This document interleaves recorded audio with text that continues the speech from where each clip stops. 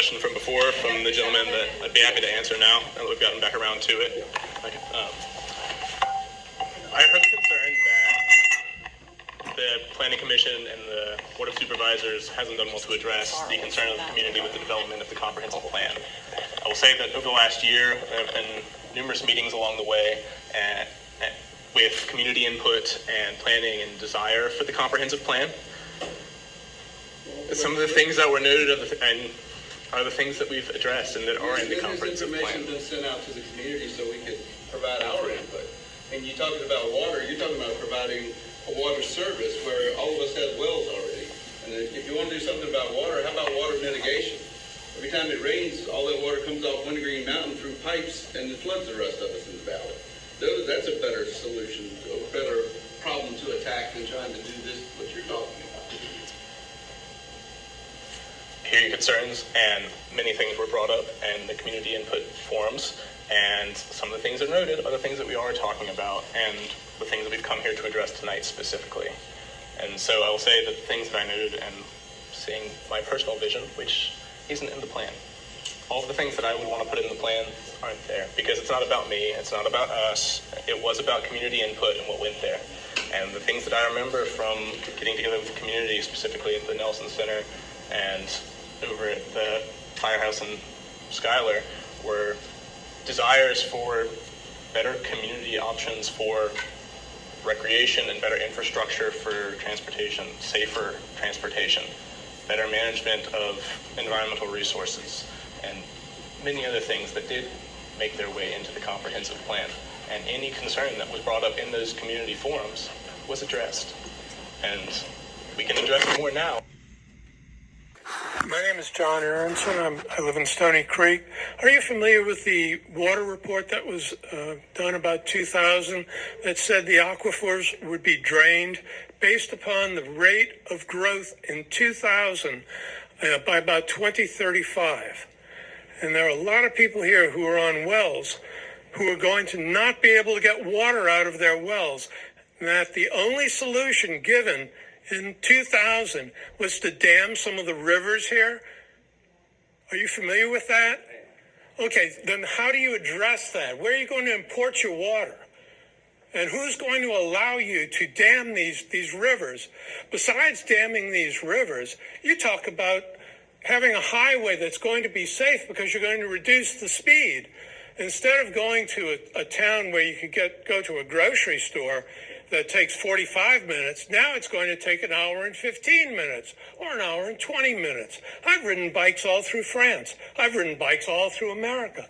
I can tell you that until you get the trucks off of 151, and nobody's made an effort to do that yet, all we hear is, VDOT's not going to do that. It's unsafe, not because of the cars, not because of the speed. It is the trucks who cut through 6, and it is up to people like you who should stop that. We can complain all we want, but you're the ones that have the political power to do something about it. We don't. So we expect you to act and behave properly.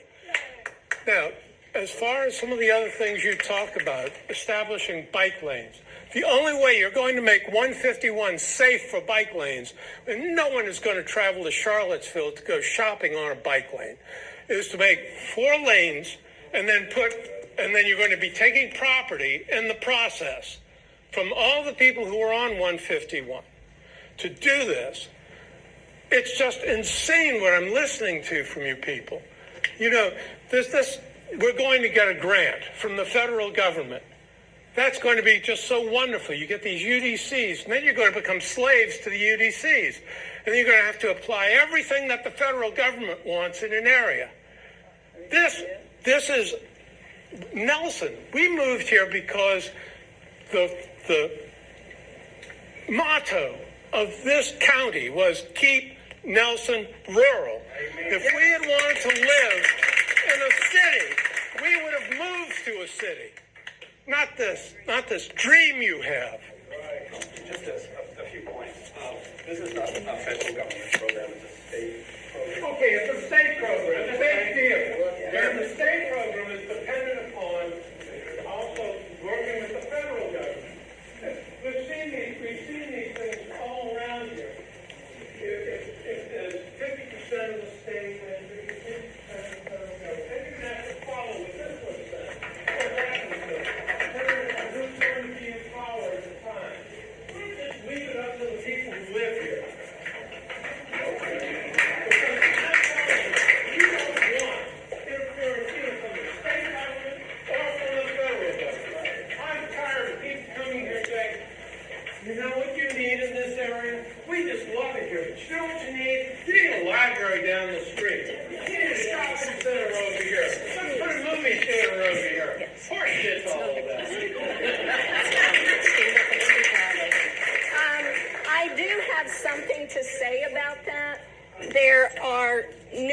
people who I've been hearing saying, this is the first I've heard about this.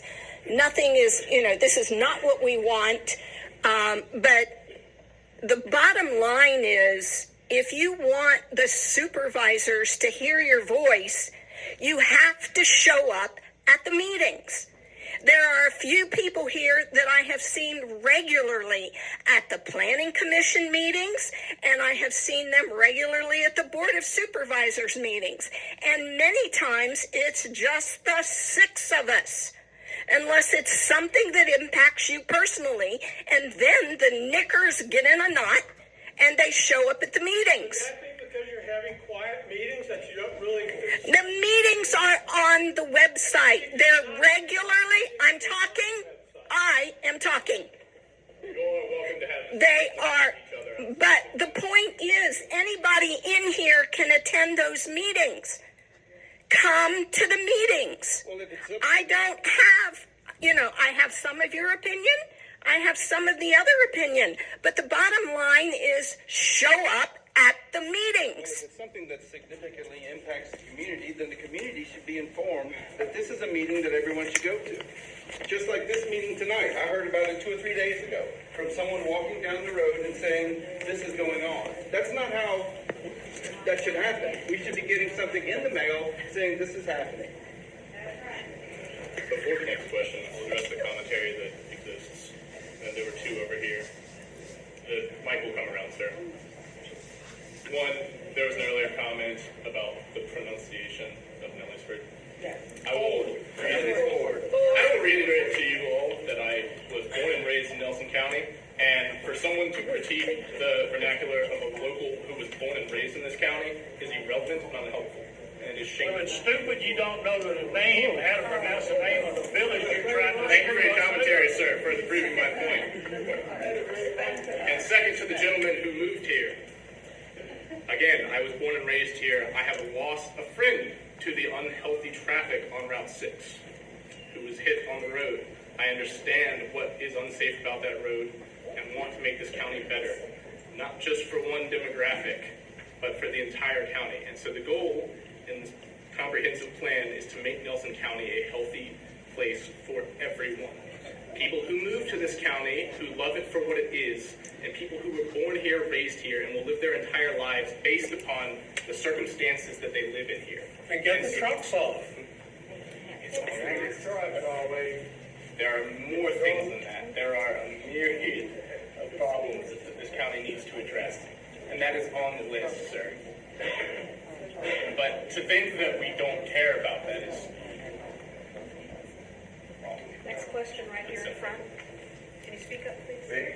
Yeah, I'll try to speak up. Can I be heard? Okay. So I participated in some of the earlier meetings that were held to get community input about the comprehensive plan. I went to the one that was over at Rockfish Elementary School, and I also posted some comments on the wall.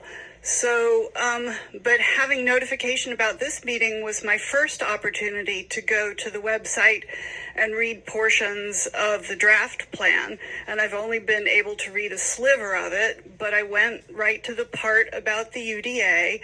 And so I'm trying to understand what it is. And I have to say that the word urban is a little bit of a scary word for someone who lives in a rural place and likes that it's rural. But as I understand it, it's a tool that the Planning Commission can use. So the name really doesn't matter. And it sounds like it's more comfortable just to say UDA, but I also heard you say small planning district. So it's a concept, as I understand it, a tool that can be used. And it sounds to me, so this is part of my question, it sounds to me like we can craft the boundaries of it. We can design, we can say how it's supposed to be in the language of the plan, and then that enables the county to direct resources to make it so. And if part of the plan is to change the way traffic works on 151, which absolutely is essential, right? In order if part of the plan is to use that tool to design something that fits what people are asking for. If you go to the plan and read the draft, it looks pretty good. I mean, of course, it's a little bigger and it's a little more people, but, you know, I have children who grew up here, and I'd like them to be able to find a place to live here and maybe a job here. And the county's going to grow. It's just inevitable.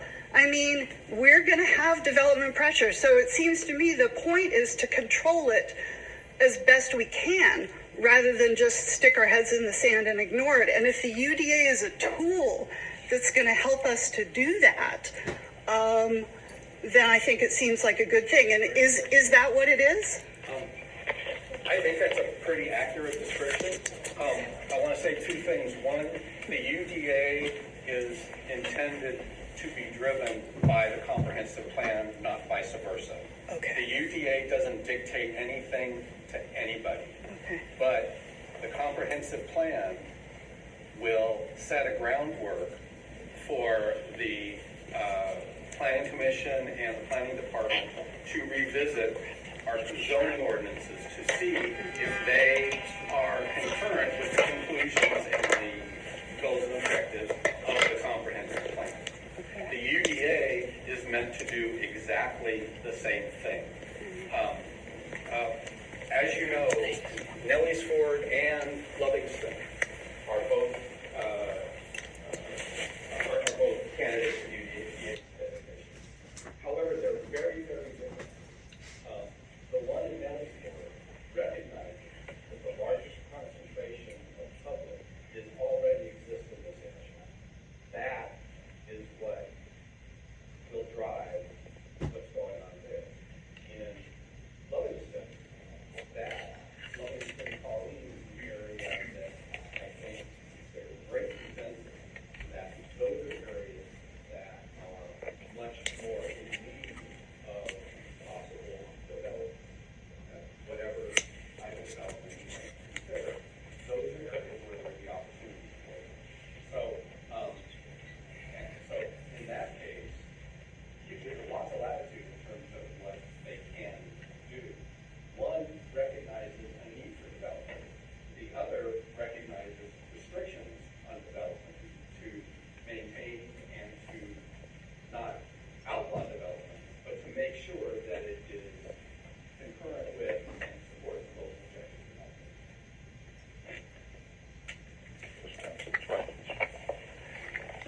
Yes, my name is Stanley Valesky. I'm from Nellysford. Gentleman in front of me here spoke to truck traffic on Route 151, and certainly truck traffic is a problem. Whether or not move truck traffic from 151 or not, that remains a different thing. What we really have is traffic conflicts. Truck traffic, through traffic, local traffic delivering to agribusinesses. We have agri-tourists, we have local residents, we have farm vehicles up and down 151. What we need, if we can, for every new agribusiness that the Board of Supervisors approves, we're generating more traffic. We're generating more traffic conflicts. How about some left turn lanes where these new facilities are going into place? How about asking the people who are building these new facilities to share in the cost of the left turn lanes or whatever that we need? Now, in some cases, this is going to take right away from existing property owners. We ought to be thinking about that now before the property owner further develops their property. Supervisor Reed, you've spoken to traffic calming and lowering the speed limit. That is not the issue. The issue is the different mix of traffic that we have on this road and the conflicts that created. Every new agribusiness that built is generating conflicts. It's also generating revenue. We should call this the revenue road. That revenue that comes from these new businesses can be put back into fixing some of the problems that we have. Not for 20 years out, to fix them now. Last thing I have to say is, why is the master plan going to be completed before the VDOT study is completed?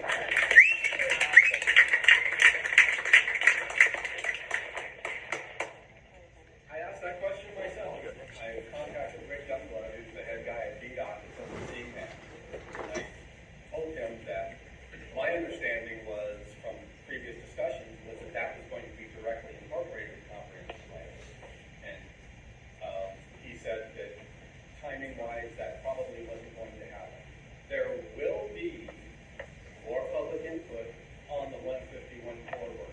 slow down the master plan process until the VDOT study is done? That's what's up. That may be possible. Well, not just possible, it seems to me to be advisable. Yeah. So, what I would, I'll make a recommendation. All of the things that have to do with traffic, there are things that we can put in front of VDOT and many things that they put in front of there, and nothing has really gone through to deal with some of these problems. The Virginia Department of Transportation needs to hear from y'all. They really do, because they are the ones that ultimately decide what can and cannot be done along that corridor. The best intentions of the Board of Supervisors to do restrictions, slower traffic, those are things that we talk to VDOT about, believe me, with regularity. But the Virginia Department of Transportation is the one who decides what happens. The Board of Supervisors still approves new agribusinesses and their entrance onto the highway. That's true. What are you guys doing about that part? The Virginia Department of Transportation has to sign off on what those are. But what does the Board of Supervisors role in this process? The Board of Supervisors, can, if it's a zoning change or if it's a special use permit, then they can give it a thumbs up or a thumbs down. Supervisor Reed, I wanted to clarify one point from this gentleman. Can you all hear me? Okay. I asked Rick Youngblood point blank, for example, just as an example, closing out tractor trailer express traffic, Route 6 and 151. I asked him point blank back in the spring at an event, and he said that absolutely is initiated from the Board of Supervisors. So it's important. It was initiated earlier, years ago, when I was not supervisor, but Connie Brennan was supervisor. She made that request to VDOT. VDOT made a determination at that time that they would not change the way. Well, I don't know why Rick Youngblood would have told me point blank in the study meeting. Supervisors can initiate that. However, the Virginia Department of Transportation is the one that determines whether. Well, look, I mean, the point is there are certain tactical changes, as this gentleman pointed out, the turn lanes, the trucks, speed limits. There are certain tactical changes that absolutely can be initiated as long as the Board of Supervisors has the, to initiate it and to focus and execute and drive it and make tactical changes on 151 to alleviate the safety issues, because it's a very unsafe roadway right now. Amen.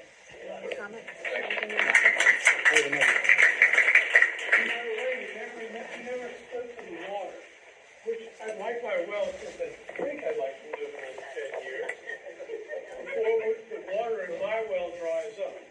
So how are you going to increase the population, keep this area rural, and we'll all have water to drink? Let me just say one thing.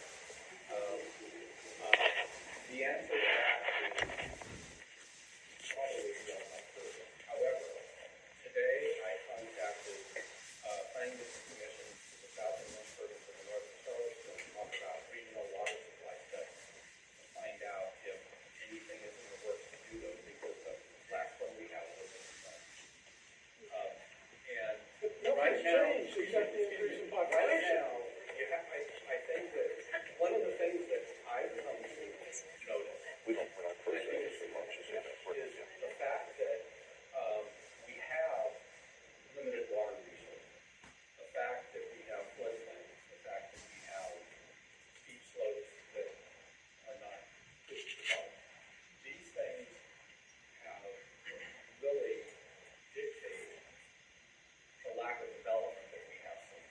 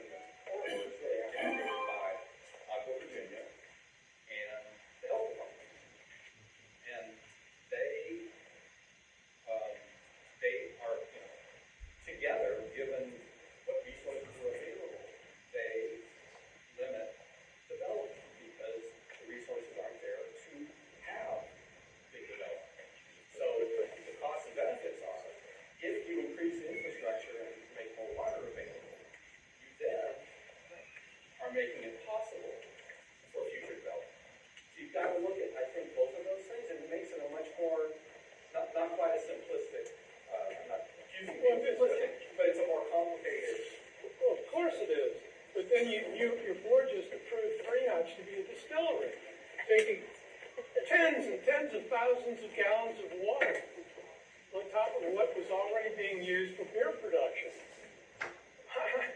I don't see how we're going to exist as a county without water. I mean, it's the most essential and simple thing that we're supposed to have.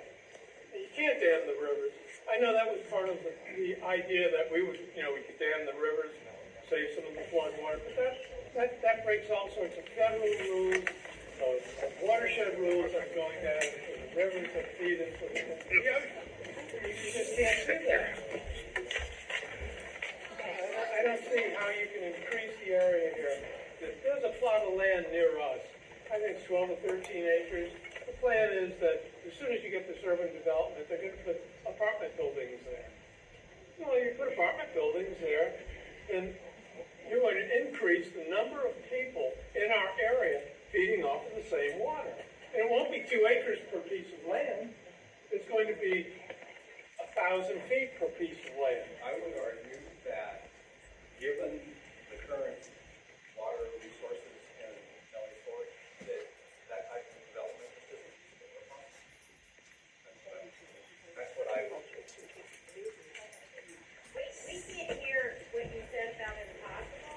We can't hear you. Do you want to know what you said about